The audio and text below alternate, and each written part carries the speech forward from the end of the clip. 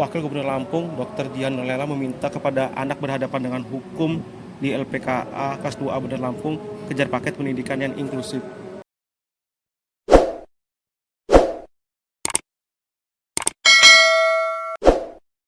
Untuk Pak Wakil sudah mengundang di hari yang spesial di Lapas Anak ini. Tentu kami pemerintah Provinsi Lampung terus mendukung bagaimana kebijakan dan program-program pembangunan khususnya yang bertujuan untuk membangun anak-anak daerah kita itu menganut prinsip yang inklusif dan keadilan seperti itu.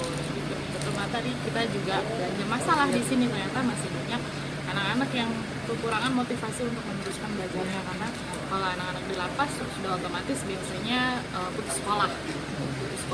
Kita mengharapkan mereka tetap berlanjut melalui kejar paket, tetapi ada beberapa yang memang kekurangan motivasi itu yang memang kita nanti akan kejar solusinya bagaimana dengan pemerintah pusat, pemerintah provinsi, pemerintah kota dan